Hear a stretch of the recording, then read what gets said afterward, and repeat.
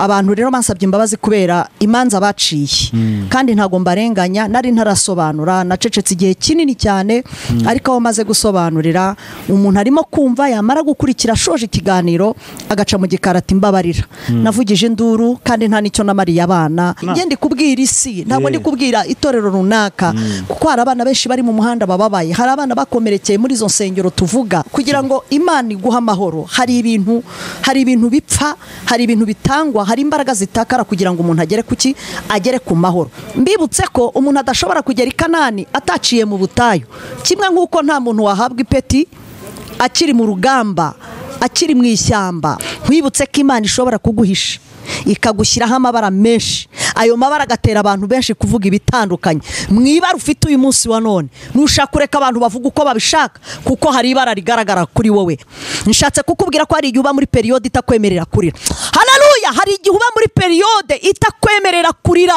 ntiwemererwe kugira umuntu ubwira amakuru yawe ntiwemererwe kugira umuntu utangariza ubuzima ubayemo evode haleluya ntabwo isezerano Imana ikuvugaho irishyira mu nyama evode iyo riba mu nyama no mu maraso uba warapfuye iyo riba mu nyama no mu maraso uba waribagiranye Imana ibika umuntu mu gihe imubikiye ikindi gihe kizaza hari igihe Imana iguhishamo abantu ugakoresha ubukwe ntihagire ugutwerera ukabyara ntihagire uguhemba ariko ikagupfunyika ahantu igihe cyagera ikaguhishura reka nibwirire umuntu wese ufite ikintu bisamarira muri iki gitondo ntugapfe kuririra uwo ubonye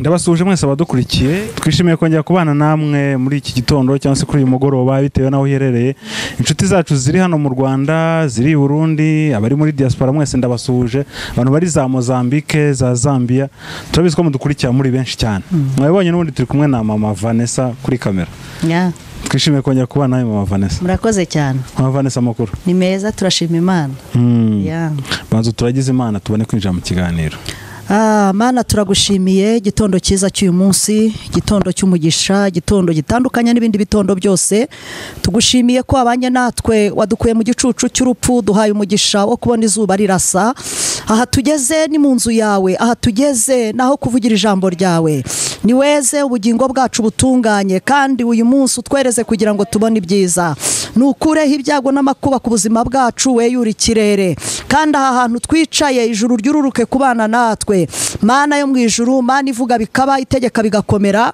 hari benshi bagiye kudukurikira hari benshi bagiye kutwumva dusabye kugira ngo umwuka wera akorere byose kwiyubahisha kandi umuntu wese uko azumva ijambo ryawe rizabashe kugira imbaraga mu bugingo bwe ndetse n'impinduka dutanze kaze ku bantu abakomeye n'aboroheje abarwayi abantu bose bafite ingorane z'ibibazo mu buzima bwabo uyu munsi izuba ryo gukiranuka ribarasire rifite gukiza ndagushimiye kuri kumwe natwe kandi tunejejwe n'ibihe byiza uri buduhere muri iri teraniro mu izina rya Yesu Kristo amen yego mama Vanessa urana feedback uri kubona zimeze zite igice kinini cyane ndabanza nabashimire hari umubare munini w'abantu benshi bari guca mu gikari cyambere bagasaba imbabazi kandi ukabona ko ibintu bari gukora ari byiza mama Vanessa tubabarire kandi nanjye inshingano zanjye nk'umukristo no kubabarira abandi ni abantu bari kumbwira ko bankunze banshyigikiye cyane cyo harimo ndi kwakira message z'abantu benshi bababaye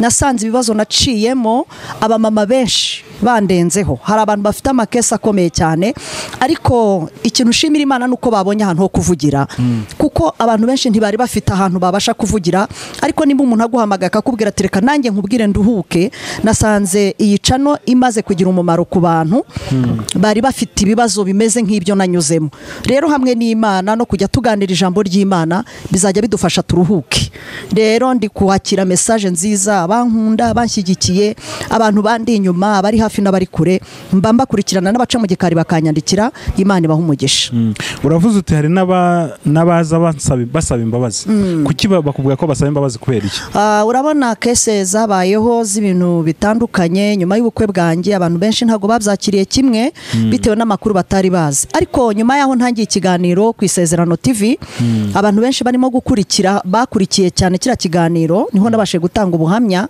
kandi ntekereza ntazongera kubisubiramo. Ubu tugiye gukomeza ijambo ry'Imana, tugiye gukomeza ijambo ry'Imana, umurimo w'Imana ugiye gukomeza. Abantu rero bansabye imbabazi kubera imanza baciye, kandi ntago mbarenganya, nari ntarasobanura, nacecetse igihe kinini cyane, ariko aho maze gusobanurira umuntu arimo kumva yamara gukurikira shoje ikiganiro agaca mu gikarati mbabarira, navugije induru kandi nta nicyo namariye abana, naragututse, nta kintu nigeze mara, ariko nzanywe no gusaba imbabazi. Abo bantu ni intwari, kuko umuntu arimo gutekereza ese ko namugaye nkavuga nabi nkanamutuka niki namariye abana koko. Hafi aho rero nanjye nongeye gusubiramo ngo imbabazi z'Imana zibe ku buzima bwabo, nanjye ubwanjye narabababariye kuko nta warunzi.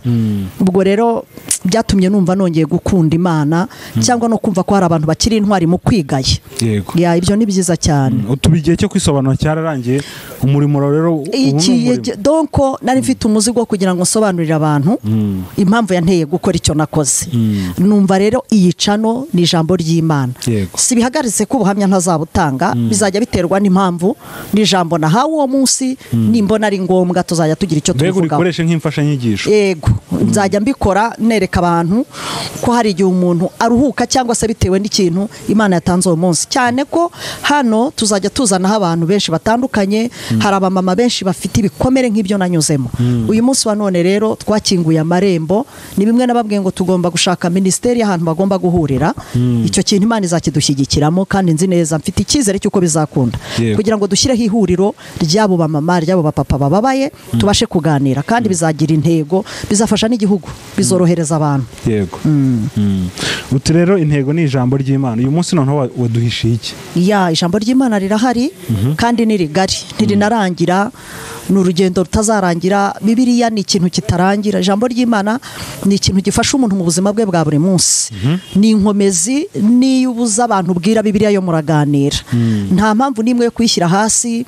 Nabonye abantu benshi batanga komenti ngo umuntu uba wamuhaye ijambo, ngo umuntu ngo uguha agatuti. Ibyo ni iby'abantu nyine. Ni abantu. Ariko mbabwire ko Imana ntigira umupaka. Imana ntabwo igira umupaka, ntigira aho igarukira, ni ngari, ni ndende. Ntabwo abantu ari abo kujugunywa. Ubwo udahagarara mu rusengero rw'ibundaka, aha nicaye niyicano, irahinduka urusengero rw'ubyumva. Urusengero abantu barenga igihumbi. Abantu barenga igihumbi. Ngende kubwira isi, ntabwo ndi kubwira itorero runaka, kuko hari abana benshi bari mu muhanda bababaye, hari abana bakomerekeye muri izo nsengero tuvuga uyu munsi wa none badafite igisubizo. Ariko ni byiza ko dukura abantu mu rungabangabo, kugira ngo n'ufite iryarimo aryihanganemo, cyangwa se abashe kumenyeramo ukuri, kuko abenshi nabatabwirwa ukuri kw'ijambo ry'Imana. Rero numva umurimo w'Imana nk'ukomeje, ijambo ry'Imana rirahari.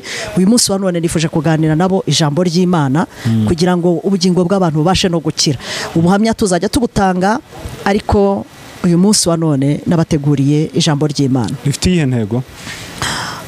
Ijambo ry'Imana nateguye, ndashaka kugira ngo dusobanure ku ijambo rivuga ngo harimo ibintu byinshi, ariko intego yaryo ni ikiguzi cy'amahoro.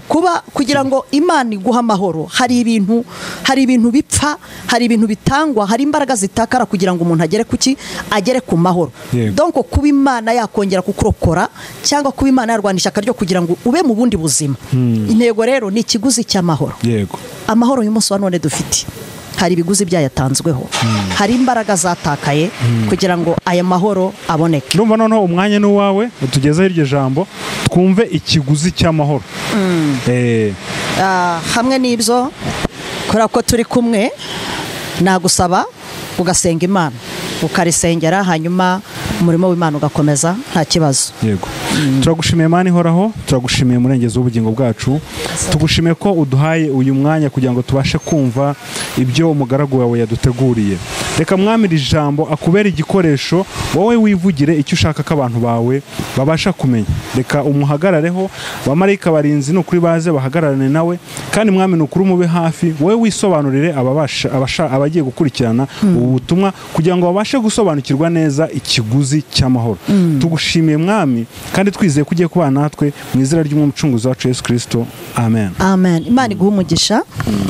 Reka dusome igitabo cyo Kuva. Ndasoma igice cya mbere, some mpereye ku murongo w'8.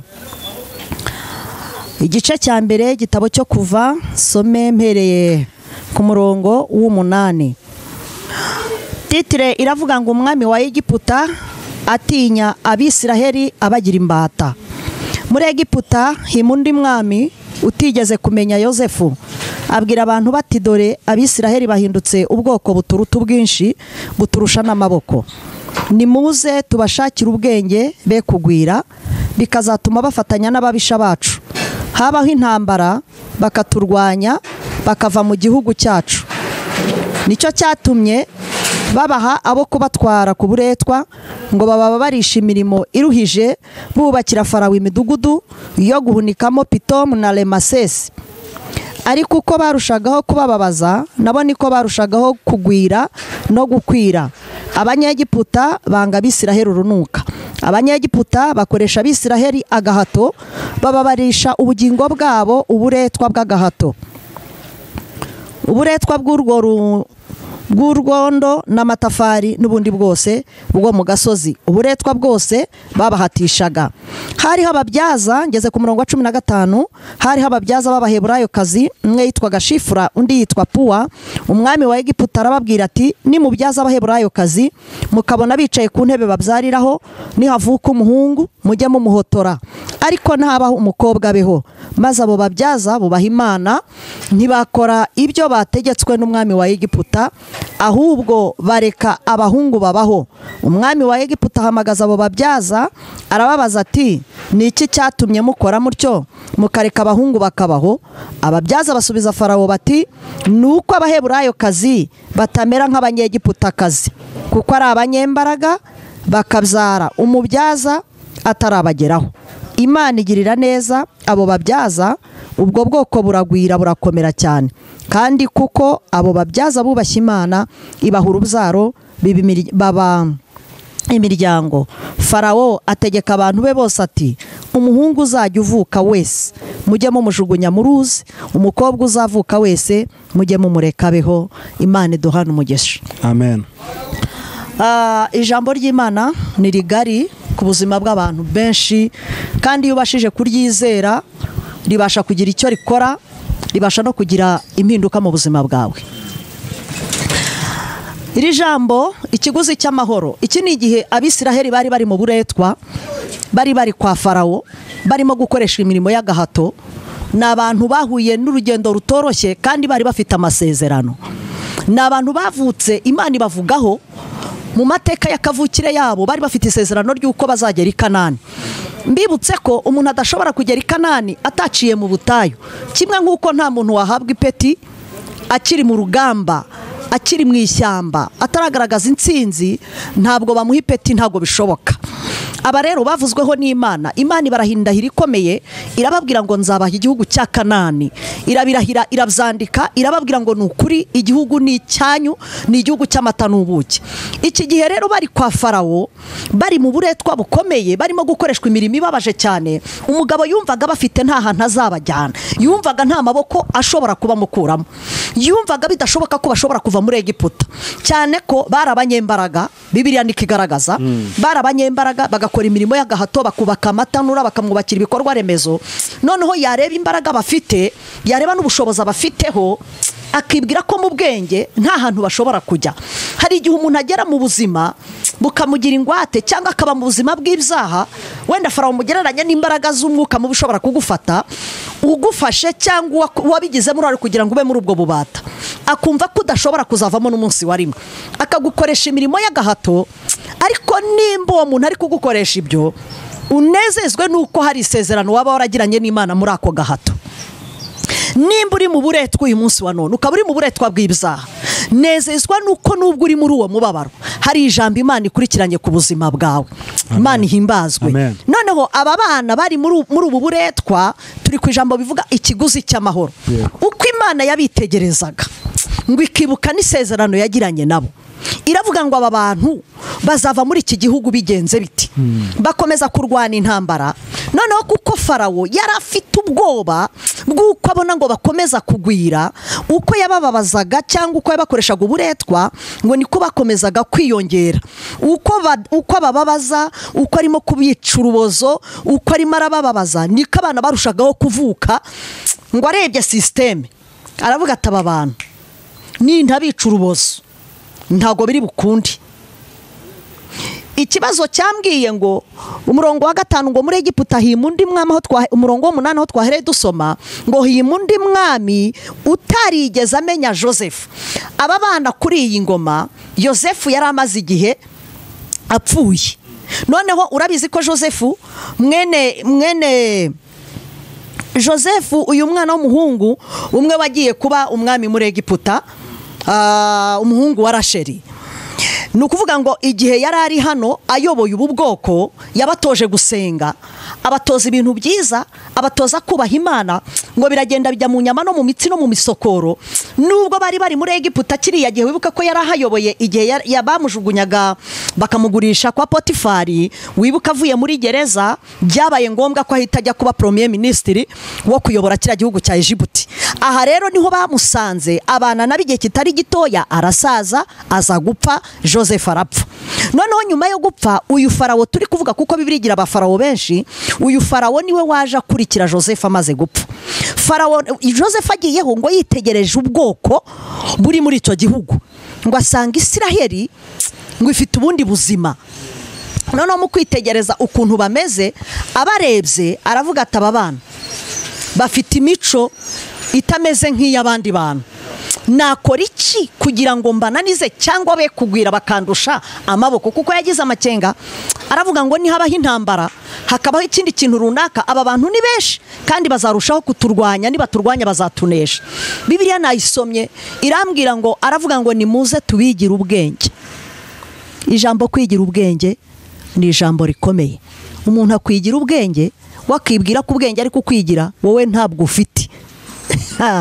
Ngo abigira ubwenge aravuga ngo nimuze tubice bataragwira. Kandi urebe tekinike yakoresheje ukuntu ari mbi Evode. Nukuvuga ngo iwe yagiye ahantu hakomeye, Imana ifashe wenda mwisi y'umwuka baze kubyumva. Ijambo kuvuga ngo ngiye kwigira ubwenge Evode mwice ataragwira. Umuntu agwira ryari? Hari umuntu agwira akagira n'ibyo agwiza. Hari ukugwira mu ntekerezo, wamara kugwira mu ntekerezo ukagwiza ibikorwa. Ibyo bintu rero ni ibintu yitegereje Farawo aravuga ngo reka mbigira ubwenge ngo bataragwira, ngo tubice kuko nibamara kuba benshi bazaturwanya, baturusha ubushobozi cyangwa ntabaho intambara barushaho kutugirira nabi. Muri uko kubigira ubwenge akora ikintu kibi gikomeye, ndagisanisha n'ibihe turimo uyu munsi wa none. Yegereye maternity aravuga ati reka mbanze nkora igikorwa cyo kwica abana b'abahungu. Umuntu wese wakabaye ari umuhungu izi saha akaba agihumeka kuva nyina yamusama, ahantu ari hose yaba nkurikiye yagashimiye Imana, kuko Satani yabanze kuva kera. Ijambo bita umwana w'umuhungu, Satani yamwanze kuva kera, kuva isi yaremwa.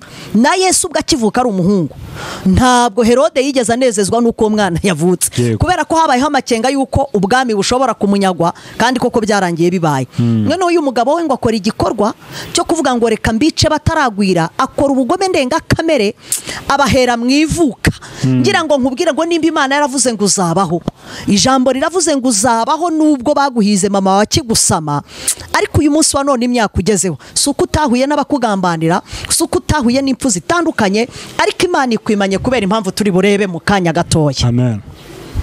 Yegera maternity, yegera abaganga babiri. Bibiliya yatubwiye ngo ni Shifra na Puwa. Arababwira ngo baganga ni munyitabe bamusanga muri office.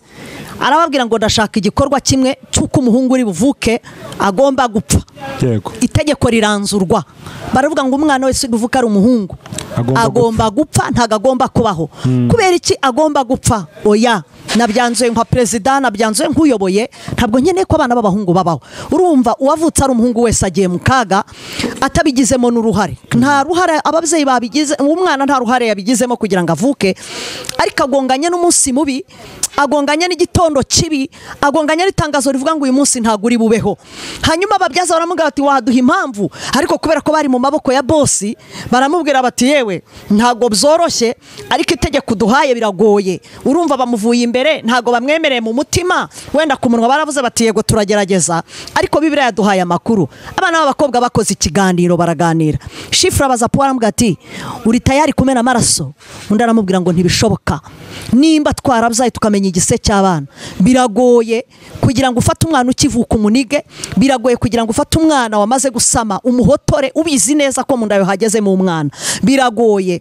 Uwo mugambi urimo kuburizamo, ubwo hagati aha reka mvugane wenda n'abantu bashobora kugira ibyago, cyangwa ntago ndi bubyita ibyago, kuko kugambirira ugasama inda hari igikorwa uba wakoze kugira ngo iyo ndigemo, noneho wabona ko bidashobotse ukanzura kumena amaraso uvuga ngo ndayikuramo.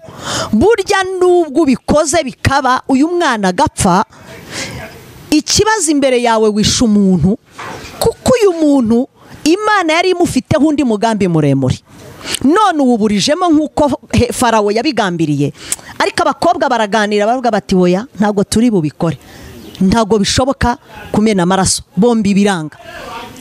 Mu gihe bakijya mu bitaro, aha rero niho Bibiliya yatubwiye amateka y'umuntu bita Mose ku kiguzi cy'amahoro mu ntambara Imana yarwanye kugira ngo Isiraheli igire amahoro, kugira ngo Isiraheli igire umutekano. Hari imbaraga nyinshi zatakaye, hari igikorwa cyakoretse. Shatse kubwira abantu ko uyu munsi wa none mu myaka ufite, wagakwiye gutekereza abantu bapfuye mu mwanya wawe, wagakwiye gutekereza ingabo zapfuye mu mwanya wawe, wagakwiye gutekereza ababyeyi bagiye mu mwanya wawe, wagakwiye gutekereza abasore bagiye mu mwanya wawe. Ku myaka ufite uyu munsi wa none, wagakwiye kwibaza ko arabo mwavukiye rimwe uyu munsi bagonganye n'itegeko ry'uko batagomba kubaho, kandi ko ubuzima bwabo bwararangiye. Nta kindi kintu cyabayeho, nuko uwo munsi muri urwo rujya n'uruza harimo gupfa abana benshi, ariho Mose yinjiriye, ariho mama wa Mose yinjiriye, ariho nshaka tutigeze tujya gusoma mu gice cya kabiri, ntabwo twigeze tuhasoma, ariko ku gice cya kabiri wenda nyuremo gatoya kugira ngo mpinjire mwitegura no kwinjira mu musozo ho gatoya.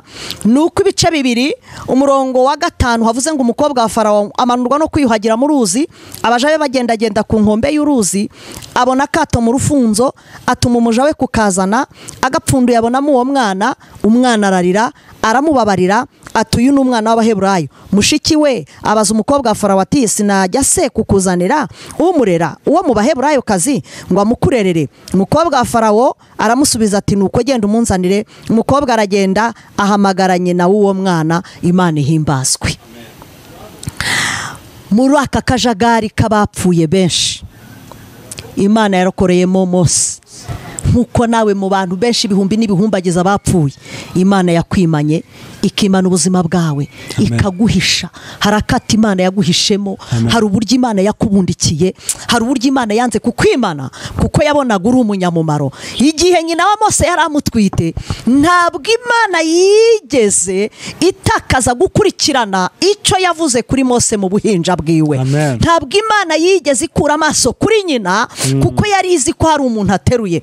Mbibutse ko mu ntambara y'umugore n'umugabo, Imana ikirwana nacyo n'abana yabahaye, kuko aba bana Imana ibafiteho umushinga muremure, kuko hari abasigara ari impfubyi, hari abana ba nyina bapfa, hari abana ba nyina bicwa, hari abana ba nyina bapfa cyangwa base bagapfa, ariko Imana igahagarara hagati ya wa mwana. Hari abana benshi b'impfubyi dufite mu gihugu, ababyeyi baragiye, imiryango iragenda, ariko uyu mwana asigaye ari umwe. Kuki ukiriho wa mwana we usigaye uri umusore w'imyaka 25 n'irindwi n'umunani? Ntabwo Imana yagusigarije kugira ngo wiyandarike, ntabwo Imana yagusigarije kugira ngo ukore amarorerwa y'ibizira, ahubwo yagusigarije kugira ngo muri wowe havemo irindi shami, muri wowe hakomokemo abantu bashobora kugirira igihugu umumaro, abantu bashobora kugira n'itorero umumaro.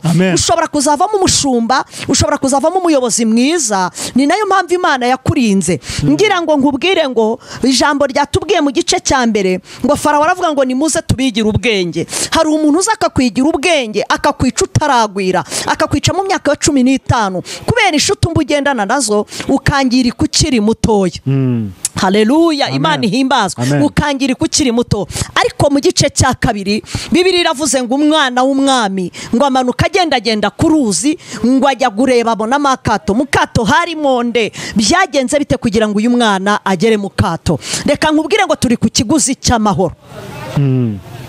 Uyu munsi wa none igihugu cy'u Rwanda gifite umutekano cyangwa se gifite amahoro arimo abantu bagisigasiye n'abayobozi cyangwa n'ingabo ni police n'abasirikare harimo inzego nyinshi za leta ariko ukurikije aho kivuye mu myaka 25 n'itandatu ishize n'irindwi ntabwo umuntu aribagirwa urugamba yahuye narwo nta nuribagirwa ijoro yaraye nta nuribagirwa amarira yarize nta nuribagirwa ibyo yahuye nabyo kuba uyu munsi twicara tukavuga ijambo ry'Imana kuba uyu munsi umuntu amamagara ngo ngwino ubwirize kuba uyu munsi mbasha gufata mikoro nkarambura Bibiliya ngatera intebe ukantera kamera kugira ngo ubutumwa bwiza bugere ku mpera y'isi ndagira ngo nkubwire ngo ibi byose biri mu ijambo bita amahoro.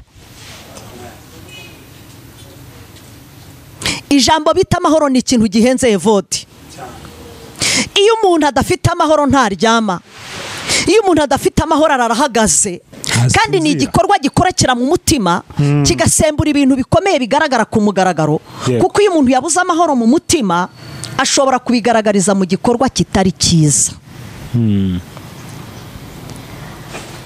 Uyu mwana w'umuhungu Mose nyina mutwite yagonganye yuko abana barimo barapfa b'abahungu, we yigira inama aravuga ngo ndabizi neza ko nabyaye umuhungu, kandi amubyarira mu bitaro baramuhishe bano bana b'abakobwa, baramurokoye bamucisha mu gikari bamurokorana na nyina kuko bari bamaze kubona nyina ko ari umuheburayo kazi, kandi baramubwira bati mubyeyi ibyanga bikunda nubwo ari utwite uyu mwana ushobora kuba ufite isezerano rikomeye. Ntekereza ko habayeho ikiganiro cy'umubyeyi n'umubyaza, kuko kugira ngo Mose bagere ku rwego rw'uko bamurokorera mu bitaro bakamukura kwa muganga abandi barimo barapfira akagera ku rwego nyina mugeza mu rugo, Bibiliya igaragaza ko agize amezi 6 nyina ariho yamuboheye akato akakaboha akangwa agashyiramo amabara y'ubwoko bwose. Bibiliya ivuga amabara menshi atandukanye agashyiramo uyu mwana, hari mu rugamba rukomeye rw'uko abandi bari barimo barapfa. Reka mvuge ngo hari akato Imana yakuboheye igihe abandi bari barimo barapfa ku rutonde rw'abagomba gupfa. Imana yarakwimanye suko ari umuhanga mu kwihisha,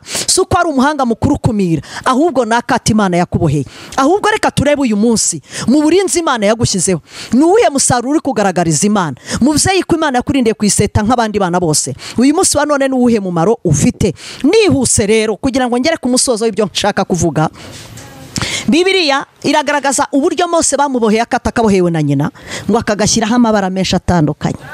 Nkwibutse ko Imana ishobora kuguhisha ikagushyiraho amabara menshi, ayo mabara agatera abantu benshi kuvuga ibitandukanye. Mwibara ufite uyu munsi wa none nushaka kureka abantu bavuga uko babishaka, kuko hari ibara rigaragara kuri wowe. Imana ishimwe ko muri aka katurimo Imana ikurikiranye umugambi w'ijambo yavuze. Nyina arimo aramubohera kato yamurebaga nk'umwana uri bupfe, kandi uwari urimo guhiga bagomba kwicwa yarebaga Mose nk'umuntu uri bwicwe, yarebaga Mose nk'umuntu uri bupfe, ariko Imana irimo irarebera Mose muri Egiputa nk'umwana uzayobora Isiraheli. Ushobora kuba uri mu buzima bubi uyu munsi wa none, uri umwana ushobora kuba uri ku muhanda, uri umwana w'umukobwa ushobora kuba uri gukora uburaya. Muri ubwo buzima bubi bugayitse urimo kwirebamo, Imana ishobora kuba igufiteho umugambi w'uko uzavamo umugore mwiza ejo hazaza, w'uko uzavamo umugabo mwiza ejo hazaza. Ikibazo saka turimo, ikibazo s'ubuzima urimo uyu munsi wa none bubi, ikibazo singorane uhagazemo, ahubwo reka turebere hamwe twibaze, mbese uyu munsi wa none ibzagurimo amakuburimo kudapfa kandi bikwica bihari, nuko Imana ifite ijambo yavuganye nawe, nuko Imana irimo gukurikirana ubuzima bwawe kuzagera ku iherezo ryawe. Reka nkubwire ngo Mose byarangiye ari uko ashyizwe mu kato, kandi Bibiliya igaragaza ukuntu nyina yamujyanye atamwanze akamushyira mu rufunzo arimo aramuhungisha, ibyari birimo birahiga abandi bana byabishe byabamaze. Ariko uyu munsi wa none reka nkubwire ngo hari uburyo Imana yaguhishe.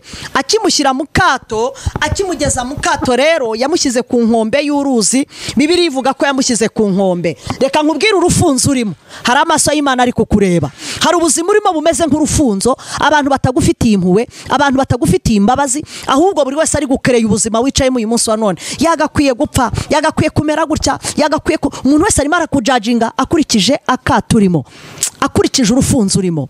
Niki cyatumye Mose ataribwa n'ingona? Niki cyatumye inzoka zitamurira muri kiriya gishanga? Ariko Bibiliya irambwira ngo mushiki we Miriam ngo abwira nyina, aramubwira ngo mama, ngo nubwo umutayaha nge ntabwo ndi bujye kureye, ahubwo ndareberera ndebe ikiri bumubeho. Imana ishimwe ko mu buzima ujya ubamo hari abantu Imana igizana kukureberera, hari abantu batajya bajya kure yawe, hari inshuti z'umumaro Imana itajya yemera ko ziva ku buzima bwawe. Mwibutse ko Mose atapfuye kurira gusa, ari mu rufunzo. Uyu mwana yari umuhanga, yari azaba umuyobozi koko. Ndakumenyesha ko ari mu rufunzo atigeze arira. Nshatse kukubwira ko hari igihe uba muri periode itakwemerera kurira. Haleluya! Hari igihe uba muri periode itakwemerera kurira. Ntiwemererwe kugira umuntu ubwira amakuru yawe, ntiwemererwe kugira umuntu utangariza ubuzima ubayemo evode. Nimba uri mu gihe cya krize, hari ukuntu Imana ikubakaho inyubako ukagaragara nk'ufite, ariko Imana izi akato uherereyemo. Mose mu rufunzo ntiyarize, kandi byari kumuriza byari bihari. Yumvaga ibiceri ntago nzi imvugo bavugamo igiceri ivugamo, ntago mbizi, ariko amatwi ye yumvaga ibiceri. Muri kiriya gishanga harimo ingona, harimo inzoka zo mu bishanga, harimo ubwoko bw'ibyagombaga kumurya. Ariko reka nibwirira abantu ngo kariya kato, haleluya, kari mu biganza by'Imana. Iyo kataba mu biganza by'Imana, umuvuba waragatembanye, inzara iba yaragatembanye, hari ibintu byari kuguhitana, hari indwara warwaye yahitanye abandi, hari kanseri wicaranye umaranye imyaka utarapfa, hari sida ufite yahitanye abandi itarakwica. Ni ukubera kuri mu biganza by'Imana. Kandi nkwibutse ko isezerano Imana ntabwo iribika mu nyama no mu magufa. Haleluya! Ntabwo isezerano Imana ikuvugaho irishyira mu nyama evode. Iyo riba mu nyama no mu maraso uba warapfuye, iyo riba mu nyama no mu maraso uba waribagiranye. Ahubwo ngo Imana iragenda ikaribika ahantu hirya.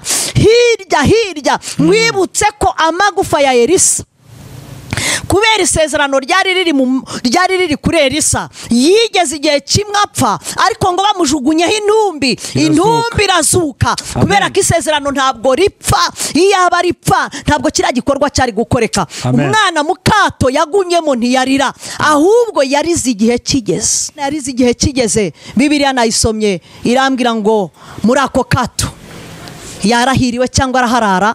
Ntabwo nzi imyaka umaze mu kato, ntabwo nzi imyaka umaze mu kibazo, sinzi imyaka umaze muri iyo ntambara, ntabwo nzi igihe, ariko reka nkubwire ngo akato kose kakuriho gafite amabara. Kandi nkwibutse ko Mana ndapfuye, nkwibutse ko amabara kuriho ari atera Imana kugukurikirana. Ushobora kuba ufite ibara ry'ubupfakazi, ushobora kuba ufite ibara ry'ubupfubyi, ushobora kuba ufite ibara ry'ubushomeri, ushobora kuba ufite ibara ry'urushako runaka, ariko iryo bara nkwibutse ko ari ryo ryateye umwana w'umwami kuza kurikiranye iryo bara rya kokato. Bibiliya irambwira ngo ako kato kariho amabara menshi, ngo kaboheshejwe ubushishi. Ayo mabara yari amabara atandukanye. Ngo umwana kabonye, ngo we yarebye akato ntiyareba ikirimo. Hari igihe umuntu akurebera inyuma ntamenye ikikurimo imbere. Hari igihe umuntu agusuzugura muri uyu mwaka iyo barahishuriwe 2025.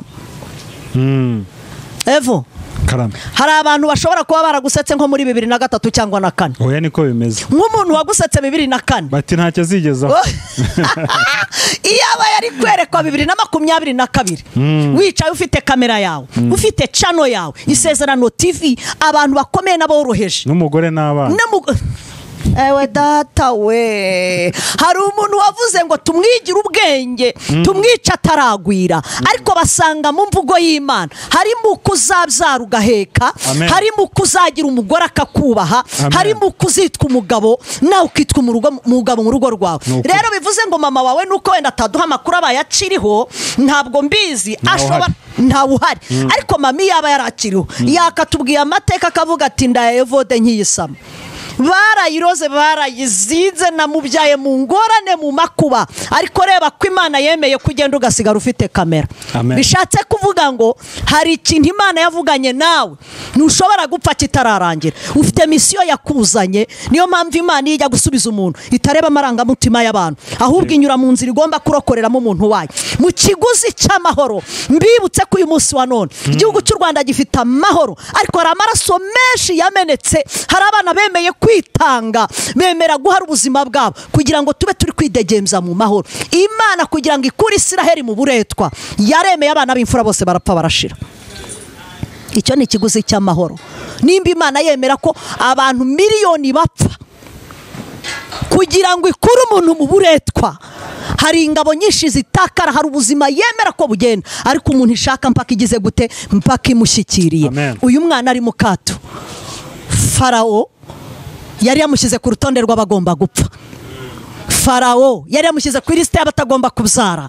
Farawo yari yamushyize kuri lisite y'atagomba kwitwa umugabo. Farawo yagushyize kuri lisite y'uko utagomba kugira akazi. Farawo yagushyize kuri lisite y'uko utagomba kwitwa umuntu. Ariko Imana yakuremeye mu nda ya mama wawe mu mezi 9 yemera ko na mama wakubohera kata kujyana mu rufunzo. Ihanganira urufunzo urimo, hari ibirenge birimo birakubuzaho. Ihanganira urufunzo urimo, hari amaso arimo aragukurikirana. Bibiliya yavuze ngo umwana w'umwami, umwana w'umukobwa wa donc umukobwa wa Farawo. Ntago mu mateka Farawo yari yabuze pisine.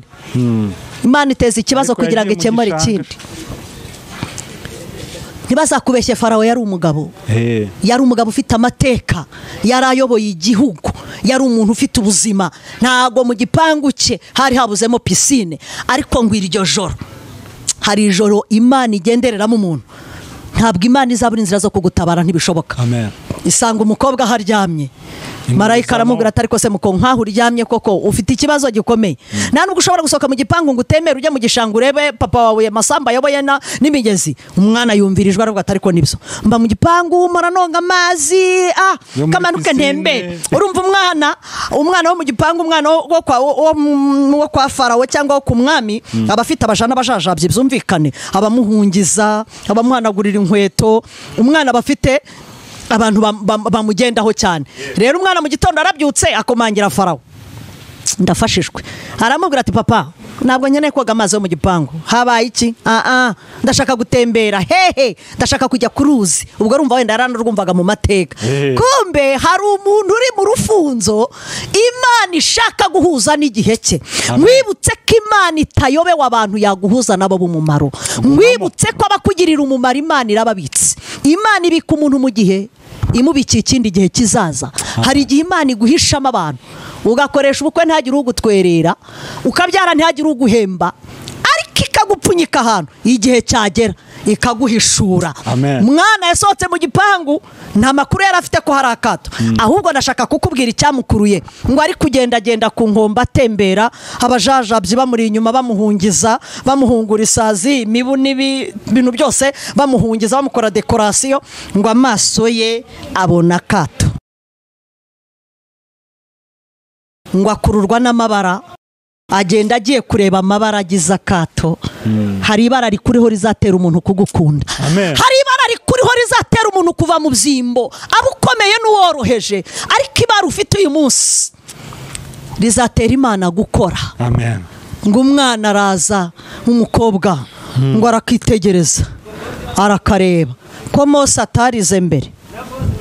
Kuki yarize umwana w'umwami ari uko apfunduye vo? Reka nibwirire umuntu wese ufite ikintu bisamarira muri iki gitondo, ntugapfe kuririra uwo ubonye. Jya ubanza umenye ko uyu muntu uririra yakugirira umumaro, kuko wararize ntacyo bagufashije, ahubwo byarangiye bakwisa umusazi, ahubwo birangira uhaye ababisha ibitugu barabinyukanyuka. Ariko Mose aho yari aryamye ngo agire iyerekwa, aravuga ati uyu mwana ni uwo kwa boss. Byibura uyu ntabwo ari bumburire kigozi.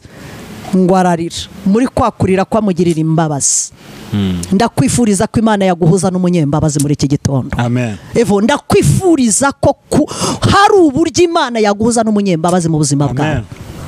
Ndabikwatuyeho, Imana iguhuze n'umunyembabazi. Ntukaririre ubonye, kuko umuntu wese ukumva siko agukemurira ibibazo. Ngo Mose amaze kurira, ngo akimureba mwitegereje, ngo ahita amugirira imbabazi. Umukobwa nawe arerekwa, aravuga ati uyu mwana ni mwiza, ntakwiriye gupfa.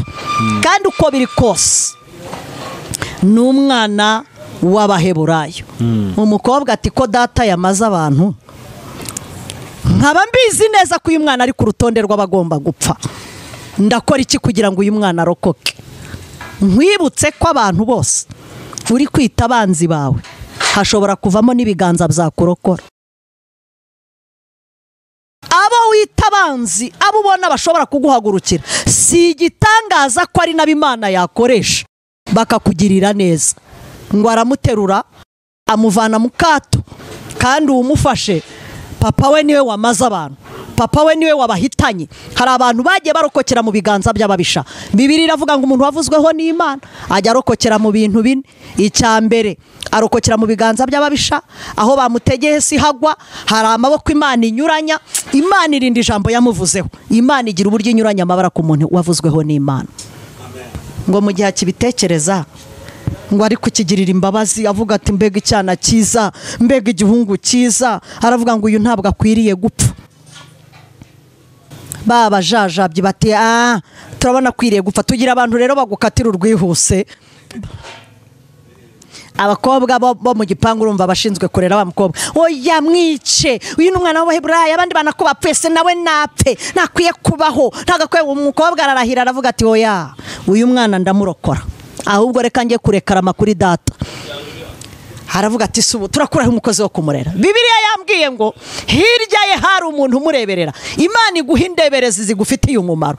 Imana igushyirireho umuntu ukureberera, kukureberera no gusengera gufitiye n'imbabazi. Bibiliya iravuga ngo mushiki we ngo yari ari hirya gato, yari kureba ibizaba kuri musaza wiwe Miriam, ngo abonye ko bagize ikibazo cy'umukozi, araza arabasuhuza n'ikinyabupfura ati numvishe mufite ikibazo cy'umukozi, nabasabaga ko namubashakira. Aramubaza ati se wamubona? Aramubwira ati namubona. Kumbi mu ibanga ry'umukobwa azi neza ko wari musaza we. Aravuga ati nanjye mama ndamwizeye. Haleluya! Ndeka ngende ndamwizeye. Ntabwo ameze nka nyina wa Esau wamushutse akamwigisha kuriganya, akamwigisha kwambara uruhu, akamwigisha ibintu bitari byiza. Aragenda aramubwira ati mama, bya bintu bya by'ubukecuru na bya bindi byo kurabura ntubikore. Ati banza umbwire. Bamwisha ati hoya, ahubwo umukobwa wa Farawo niwe umukuye mu rufunzo. Nyina ati ibyo uvuze ni ukuri?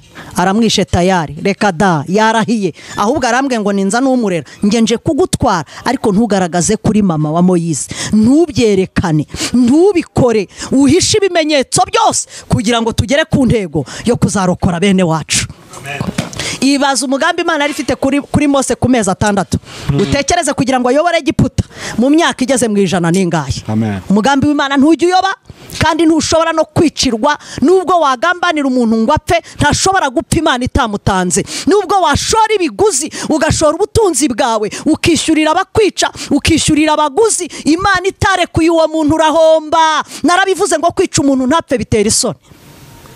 Iyo uvuze ngo umuntu apfe mu gitondo bukacya kudepasa, nta kimwarugira nk'icyo ngicyo. Ariko wibaze kugira ngo umukobwa wa Farawo ajyane umubyeyi ari we nyina w'umwana.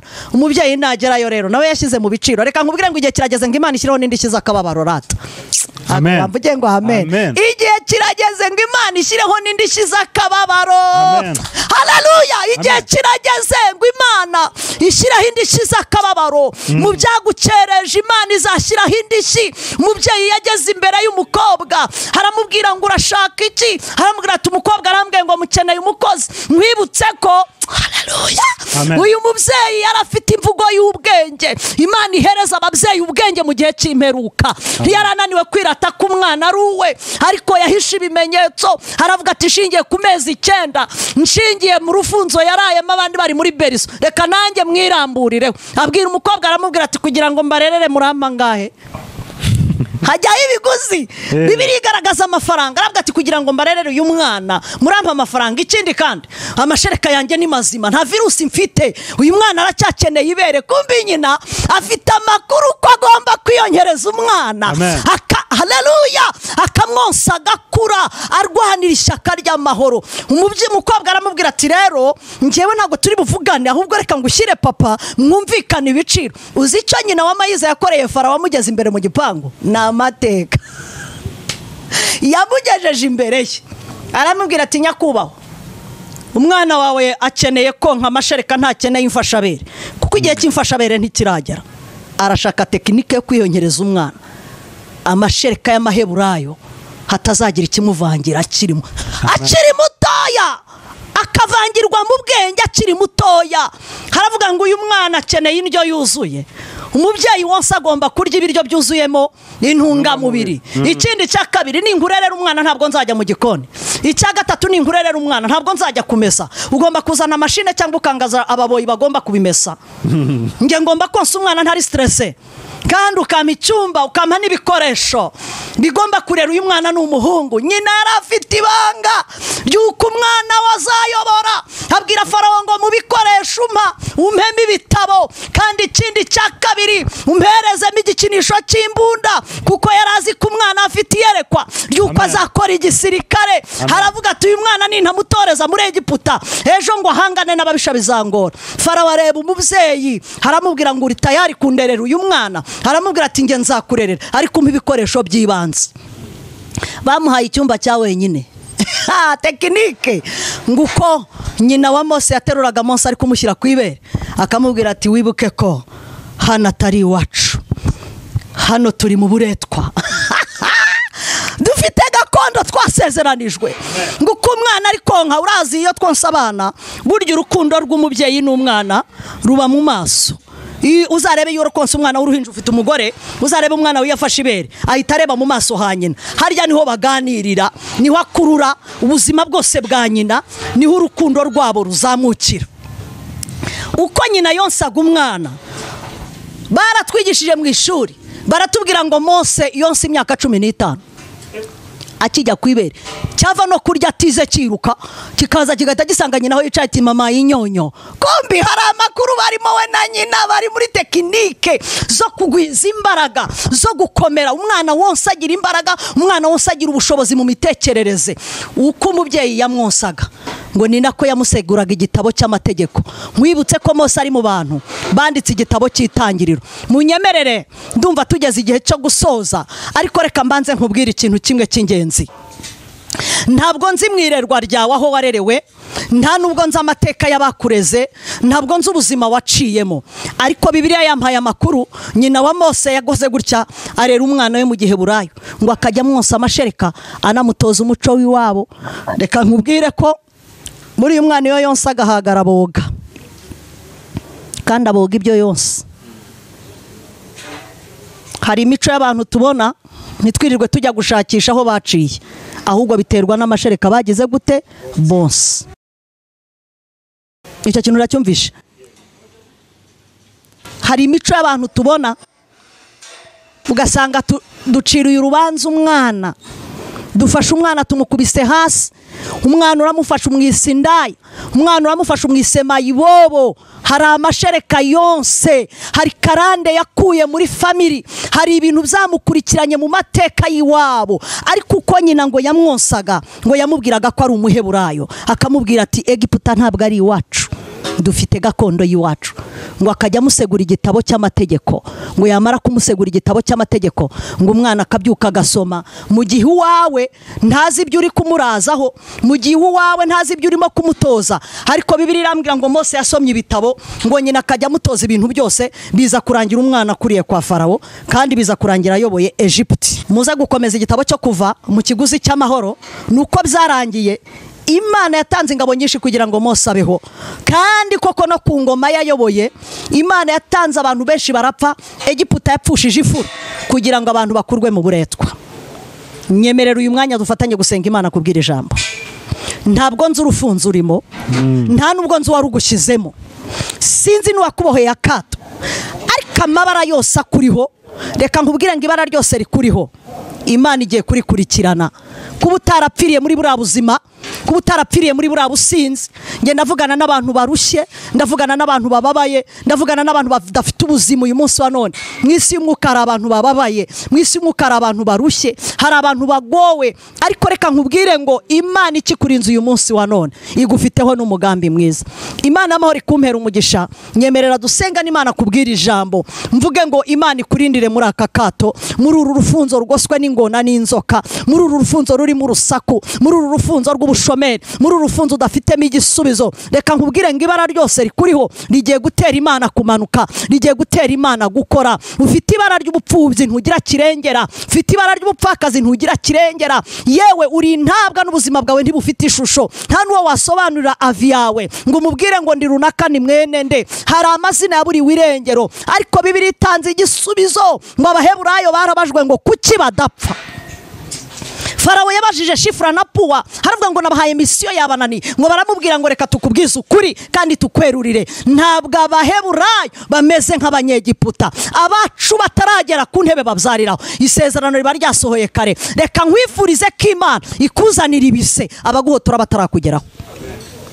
Reka nkwifurize ko isezerano ufite uyu munsi Imana igutera ibise risohore, haboneka abagutera ibise. Imana iguha ababyaza beza. Ababyaza ni abanyamasengesho, ababyaza n'abakubwira ijambo rikubatura mu byaha, wikwicara ngo ubatwe n'ibyaha. Ababyaza baracyahari. Ntabwo tuguhamagarira kugira ngo upfe, ahubwo turaguhamagara kugira ngo wowe ubuzima bwawe ufite uyu munsi wa none ubutegurire ejo hazaza. Uri umwana w'umusore ufite imyaka mikeya, ufite gutegura mu myaka yawe 50. Uri umwana w'umukobwa, ubuzima bwawe bufite uyu munsi wa none, nubwo wahuye n'abakwigira ubwenge bakakwica utaragwira.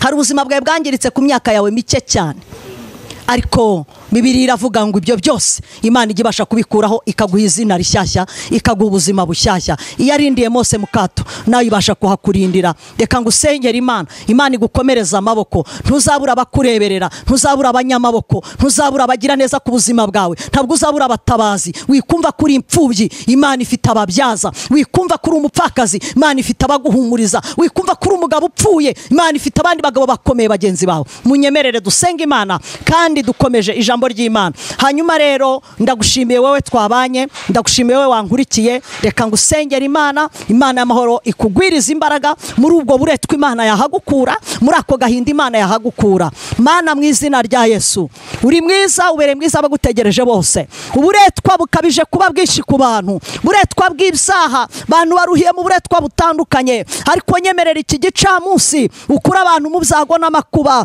kandi abantu barindira aho hantu hakomeye, ubongerera iminsi yo kurama kugira ngo babashe kugira neza kwawe. Nunyemerera uyu munsi iri jambo abagukurikiye, iri jambo ababyumva bakurwe mu kato, bakurwe mu kaga. Umuntu udafite ubuzima kubwira ijambo agira ubuzima, udafite icyerekezo kubwarya agira icyerekezo. Abantu bafite ibikomere, abantu barababaye, abantu babaye intabwa, imfunzo zarabarengeye, ariko habarindire babe mu biganza byawe. Ndagushimiye kubw'uyu munsi kutanze umunsi mwiza wo kuvugiraho ijambo ryawe, kandi urakoze ko abazumva n'ababikurikira babasha gukira mu izina rya Yesu Kristo, amen. Imana y'amahoro ibambere umugisha. Yego, urakoze cyane mama Vanessa kubwira ijambo. Nanjye nafashijwe. Imana iguha umugisha. Hari umuntu ushobora kuba yifuza kukubona mu gikari, wamuha contact ubundi tugasoza. Abantu babifuza kumbona mu kiganiro cyangwa bakaba bamvugisha baciye mu gikari, hari abamama benshi, hari abapapa benshi, tubereho kumva no gutega amatwi. Nta kindi kitubeshejeho. Bibiliya avuga ngo umuvandimwe avukira gukura abandi mu makuba. Nta kindi kintu Imana turemeretse imirimo myiza. Wabura umusore unaniwe, wabura umugabo unaniwe, wabura umugore urushye upfuye uboze, ariko Bibiliya irahari kugira ngo ibashe kugufasha no kukugira inama. Hanyuma nimero zanjye ni 078 98 12 698 078 98 12 698. Amahoro y'Imana nabane namwe. Ndagushimiye we wadukurikiye, wowe ukomeje kudukurikira. Wihutire kuri channel yanjye, ukore comment, ukande kuri subscribe, ushyigikire kubw'umurimo w'Imana. Hanyuma mukomeze mukwirakwiza ubutumwa bwiza, abantu bababaye baruhuke, indushyi ziruhuke. Imana yadukuye kure, niyo mpamvu duhagurukijwe no kubwira abantu ko hari Imana igikora, Imana igifite ubundi buryo. Imana abaho amahoro ibishimire, kandi mugubwe neza. Tuzongera dusubire, ndahari ntaho ngiye. Imana ibishimire, murakoze. Shalom. Shalom. Nimumfashe dushimire aba bahanga Relax Life Center. Muri uru rugo n'uwazahaye hava ari injege, bamukorera isuzuma rusange, bakareba imikorere y'umubiri, maze abazahajwe na amibe, igifu, umwijima, indwara z'ubuhumekero, ibibazo byo kutuzuza inshingano z'abashakanye, indwara z'imitsi n'izindi, bakazibamururaho bakoresheje inyongeramirire n'ubundi buhanga nka reflexology massage yongera ubwirinzi bw'umubiri, ikarinda na stress. Bafite hydrotherapy machine yirukana ibinure, amaraso agatembera neza. ikaringaniza umubyibuho ugaca ukubiri n'indwara zikomeye nka diyabete. Hari kandi detoxification isohora imyanda mu mubiri, dore ko burya 30% by'indwara ziterwa n'iyo myanda. Bakagira fitness machine zikangura ibice by'umubiri bidakora neza, bagukorera imbonerahamwe y'imirire ijyanye n'ikibazo ufite, maze mbere yo kugusezerera ukongera ugakorerwa isuzumwa rusange kugira ngo utahe ntacyo utaka. Uvuye kuri gare ya Kimironko utaragera ku rusengero rwa Foursquare Gospel Church urabona icyapa cy'ikigo Relax Life Center. Telefone ni 0788302368. Iyi nimero iri no kuri WhatsApp. Relax Life Center, inzahura buzima.